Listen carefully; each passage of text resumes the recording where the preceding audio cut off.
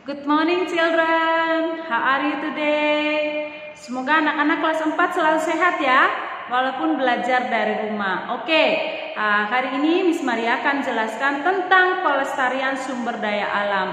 Kita lihat di buku tematik 4D, yang ini ya, tematik 4D, judulnya berbagai pekerjaan. Kita lihat di halaman 6 sampai halaman 9. Oke, kalian bisa buka ya, halaman 6 sampai halaman 9. Oke, kita lihat di situ. Kita belajar dari awal dulu apa itu hutan. Hutan itu merupakan salah satu sumber daya alam yang banyak dimanfaatkan oleh manusia. Kalian boleh digaris bawah atau menggunakan stabilo ya, yang Miss Maria jelaskan. Oke, terus yang berikut kita akan belajar tentang pelestarian sumber daya alam. Yang paling pertama, yang A. Di situ halaman 6, pelestarian sumber daya air. Kita tahu air itu adalah sangat penting. Ya, kalau nggak ada air kita nggak bisa hidup, karena dalam tubuh manusia itu 80% itu air. Ya, oke. Boleh digaris bawah ya. Air merupakan sumber daya alam yang sangat penting bagi kehidupan manusia.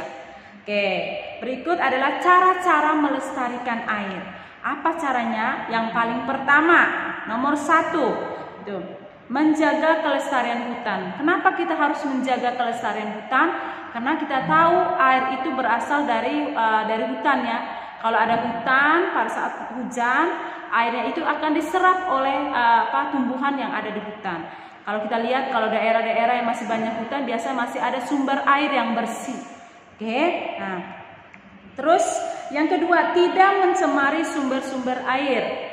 Ya, tidak kayak di kali atau di mata air itu kita tidak membuang mengambil ikan dengan racun. Itu sama saja kita mencemarin air, sumber-sumber air. Ya.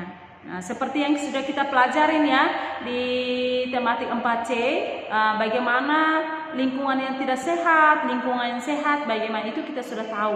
Kalau airnya bersih berarti dia tidak bau, tidak berwarna ya. Tapi kalau yang sudah berwarna, bau, berarti itu air yang sudah tidak bersih.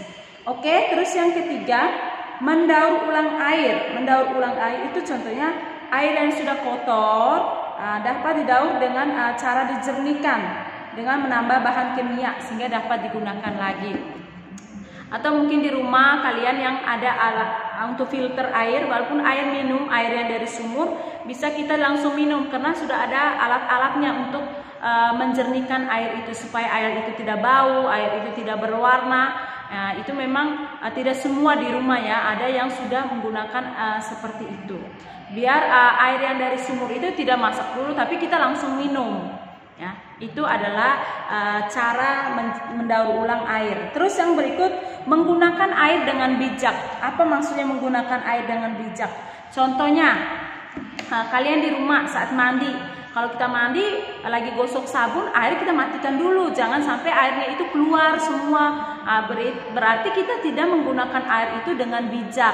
Atau contohnya di sekolah lagi cuci tangan, ya kita lagi cuci tangan, kita ambil sabun lagi gosok tangannya, airnya harus dimatikan kerannya, nggak mungkin airnya langsung keluar. Nah, itu cara-cara kita menggunakan air dengan bijak.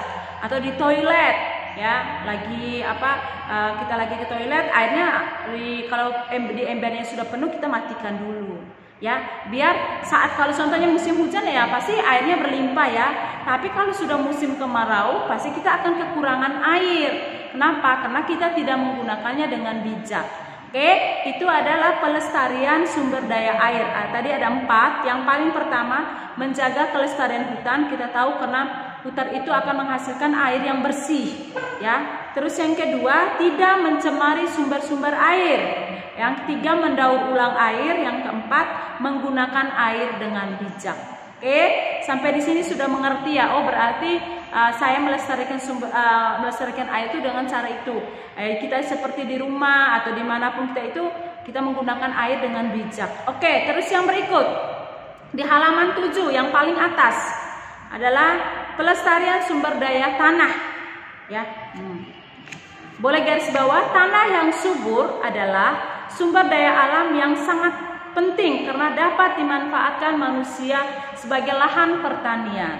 Ya, kita tahu kalau di lahan pertanian para petani, kalau lahannya subur pasti tanaman itu menghasilkan yang baik, ya, yang berbuahnya lebat, tidak layu.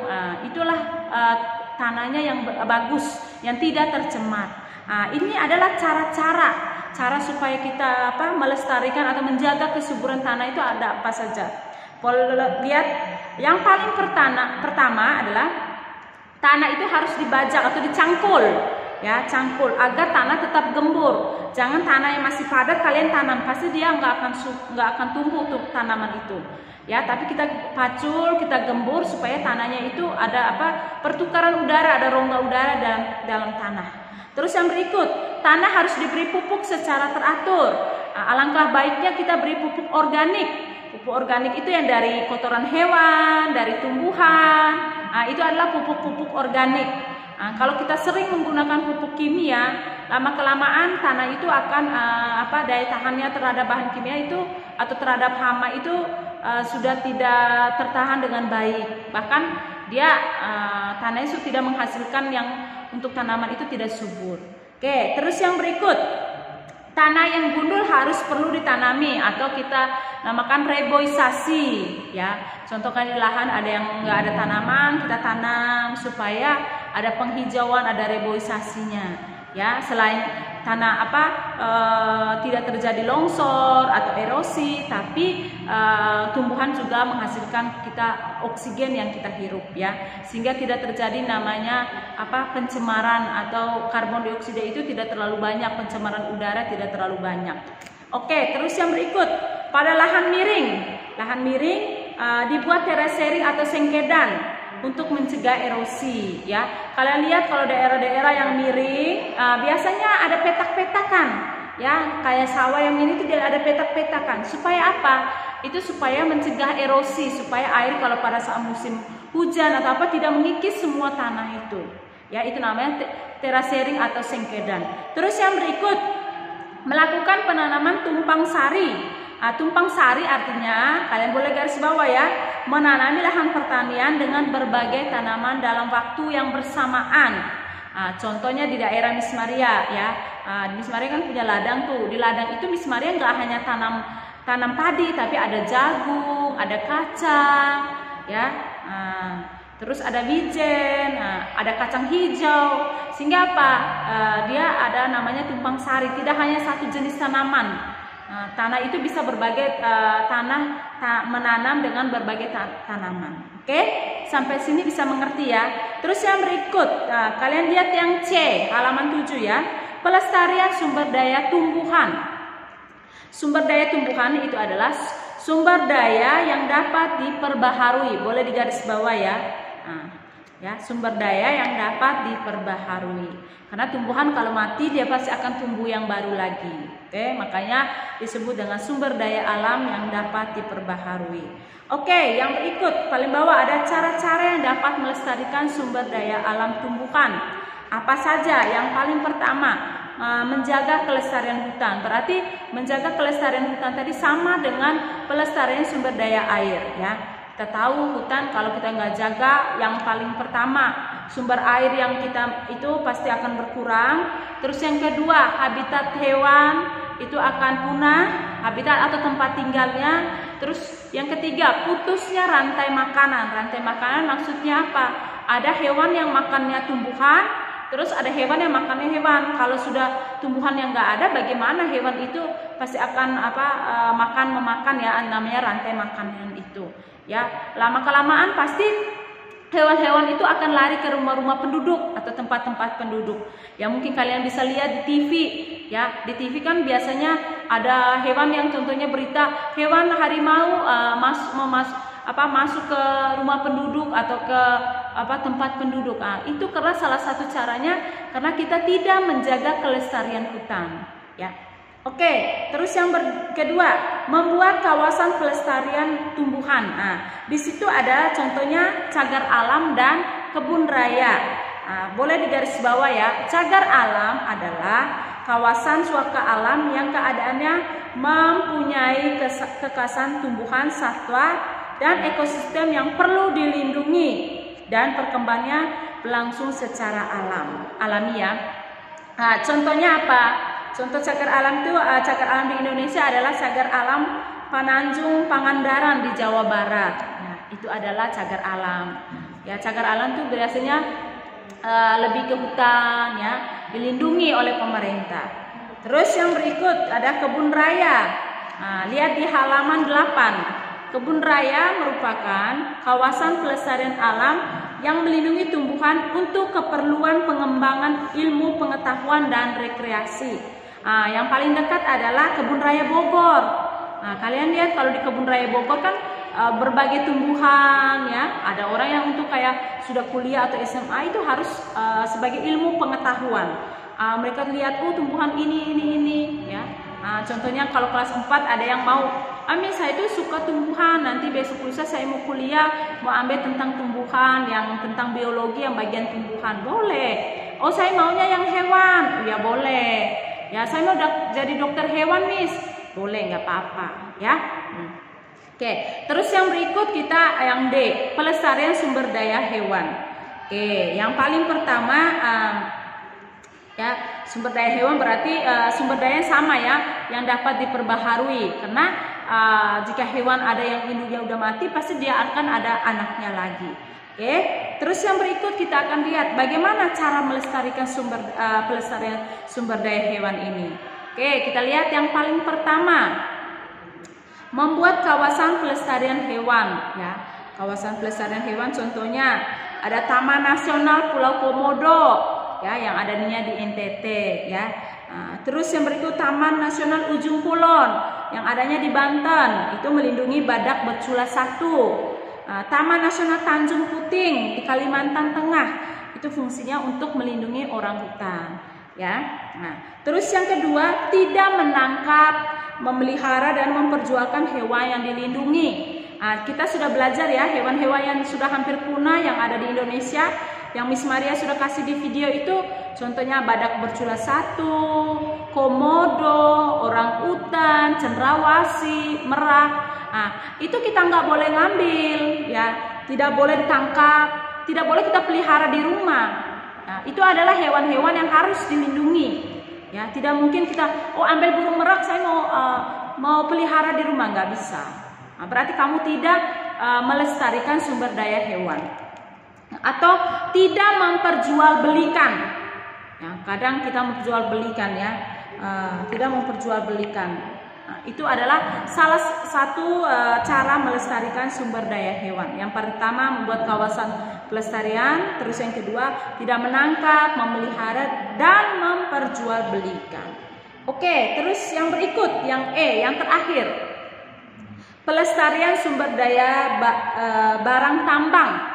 Kita tahu di Indonesia kan banyak, ya, barang tambang, ada yang emas, batu bara, ya. Di sini kalian boleh garis bawah, barang tambang diperoleh dengan cara ditambang. Barang tambang ini ada 2, garis bawah, ya, ada di paling bawah, barang tambang logam dan barang tambang non logam. Contoh barang tambang logam apa saja? Emas, perak, tembaga, aluminium, nikel, besi, itu, ya, dan baja.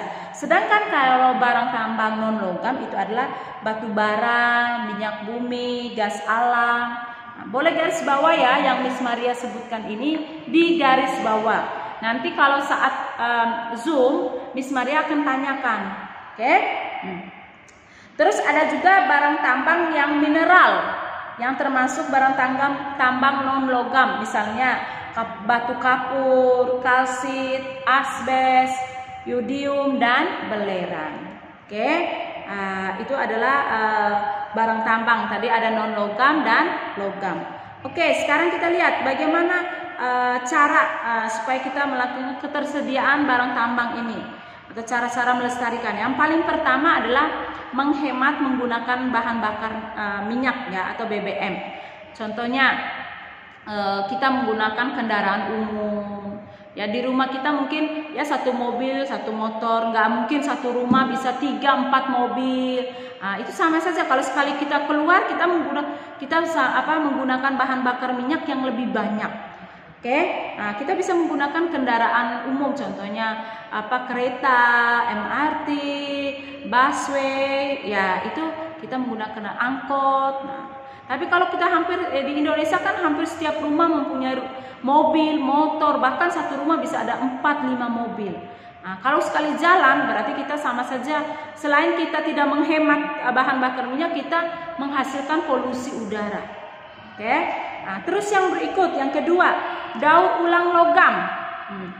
Daur ulang logam itu ada beberapa dari logam yang dapat didaur ulang. Contohnya logam yang dapat daur ulang adalah seng, terus besi dan baja. Barang bekas dari itu, seng, besi akan dipisah lalu dilebur, ya, dengan alatnya ya, menjadi logam yang cair lagi. Kalau logam cair yang sudah itu akan dicetak menjadi barang yang baru lagi.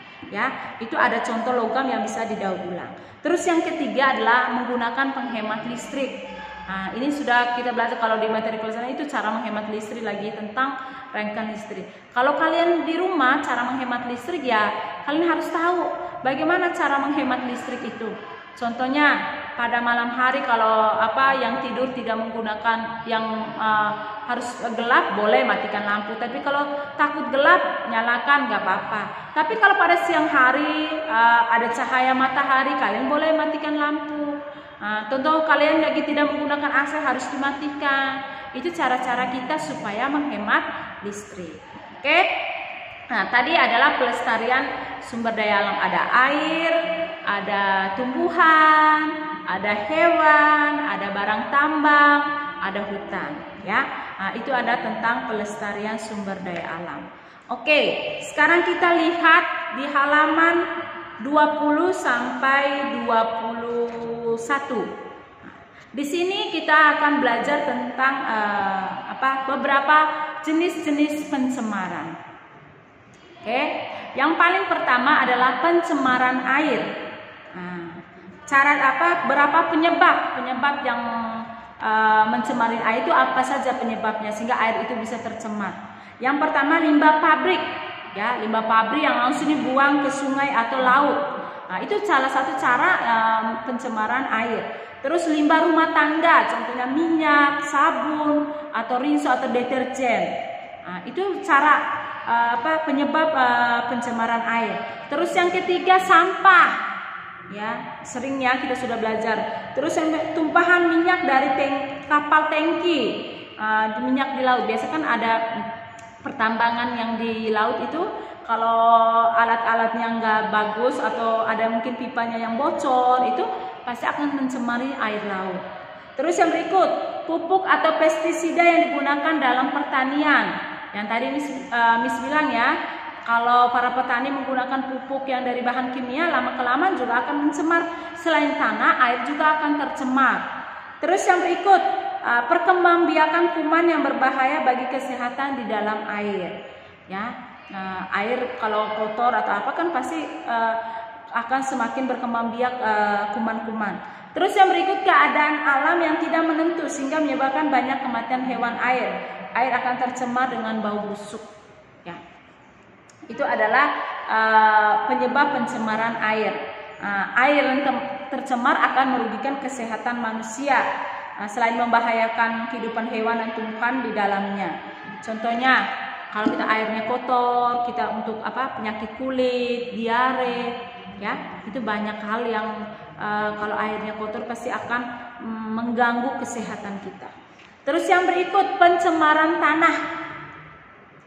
Ya, ini kita sudah pernah lihat di tematik 4C, subtema 3. Penyebab pencemaran tanah, limbah pabrik yang dibuang ke tanah, terus sampah yang tidak diuraikan. Kalian lihat seperti digambar di samping, ya, seperti sampah plastik, karet. Nah, terus yang berikut, limbah rumah tangga, misalnya air sabun, air deterjen kita buang ke tanah, itu akan mencemari tanah. Pupuk atau pestisida yang digunakan berlebihan dalam pertanian. Yang tadi ya Miss bilang, kalau pupuk pestisida atau bahan kimia yang terlalu banyak, pokoknya pasti akan mencemari tanah. Terus yang berikut ada pencemaran udara. Pencemaran udara ya, kita tahu yang paling pertama, apalagi di Indonesia yang paling banyak, asap kendaraan. Karena hampir semua di Indonesia ini ada motor, ada mobil. Nah, sekarang aja ini yang masih dalam keadaan corona ini orang sudah menggunakan sepeda. Ya. Terus asap kendaraan itu kan pasti lama kelamaan pasti polusi udara yang paling banyak. Kalian lihat contohnya kalau knalpotnya yang tidak bagus, pasti asap kendaraan lebih banyak, ya. Karena di dalam asap pembakaran atau asap kendaraan itu ada gas-gas, contohnya boleh garis bawah ya. Karbon dioksida monoksida yang berbahaya dapat menyebabkan kematian. Ya. Terus karbon dioksida salah satu gas penyebab efek rumah kaca. Efek rumah kaca adalah proses pemanasan dari permukaan suatu benda langit atau angkasa yang disebabkan komposisi dan keadaan atmosfer. Ya, efek rumah kaca itu yang pemanasan global. Ya, kita tahu sekarang orang kan semua dinding rumah, kantor itu kebanyakan sudah menggunakan kaca. Kaca kita otomatis panas, ya. Efek rumah kaca orang di dalam kan ada AC. Pantulan dari atmosfernya itu akan membuat atmosfer semakin menipis, ya. Itulah karbon. Tumbuhan sudah sangat kurang karena apa? Tumbuhan kan kita tahu dia menyerap karbon dioksida, ya. Kalau tumbuhan banyak, pasti pencemaran udara itu sangat sedikit. Oke. Terus yang berikut debu, ya. Selain asap kendaraan atau pembakaran, debu itu serbuk halus yang terbentuk dari pelapukan batuan. Nah, kalau kalian lihat di daerah-daerah yang jalanannya belum terbuat dari aspal itu, pasti kan masih banyak debu. Ya, debu kalau kita nggak pakai masker lama-kelamaan mengganggu pernapasan kita. Ya, itu pencemaran udara. Terakhir adalah pencemaran suara.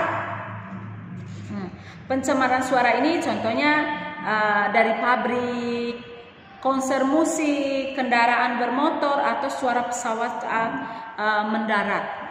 Untuk menjaga kesehatan telinga, orang-orang yang bekerja di landasan pacu bandara biasa menggunakan tutup telinga. Atau kalian lagi kalau kita naik pesawat, kalau mau landas itu kita pasti pakai headset, ya, supaya tidak mengganggu telinga kita. Ya, ini materi yang kita belajar tentang bagaimana cara merawat telinga, ya, tematik 4A.